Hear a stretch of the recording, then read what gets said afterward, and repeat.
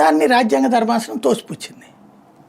సరే, చట్టం తన పని తను చేస్తే న్యాయంగానే ఉంటుంది. ఇవన్నీ మనం స్లోగన్స్ బాగుంటాయి, కానీ మీరు ఆ తర్వాత అబ్జర్వ్ చేస్తే ప్రభుత్వానికి వ్యతిరేకమైన అనేక పిటిషన్లు ఎంకరేజ్ చేశారు.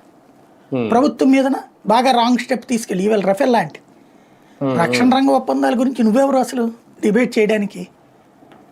అసలు దాంట్లో మాట్లాడడం ఏంటి నాకు అర్థం కాలే. కోర్టులో కుంభకోణం జరిగిందంటే ఆధారం చూడాలి, అది ఎవరు చేయాలి? ఏ సిబిఐయో చూడాలా, లేకపోతే కనుక నువ్వు ఇంకోటి చూడాలి.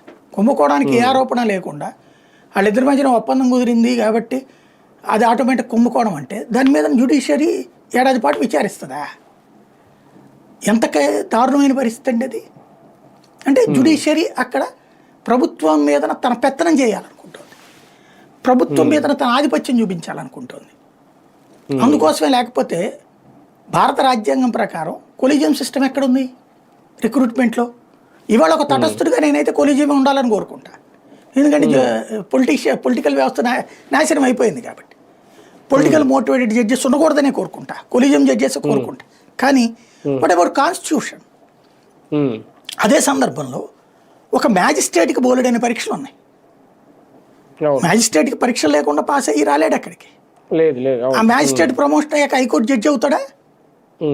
5% మందికి కూడా ఛాన్స్ రావట్లేదు. హైకోర్టు జడ్జి అయినా సుప్రీంకోర్టు జడ్జి అయినా ఎవరవుతున్నారు? ఓన్లీ కొలీజియం డిసైడ్ చేశారు. అసలు అంతకుముందు జడ్జిగా సంబంధం లేనటువంటి వాళ్ళు, లాయర్లుగా మాత్రమే ఉన్నటువంటి వాళ్ళు. ఎస్, ఓకే, మంచి మంచి లాయర్లను పెట్టుకున్నాం. దానికి తగ్గట్టు స్పీడ్ ఉందా జ్యుడిషియరీలో?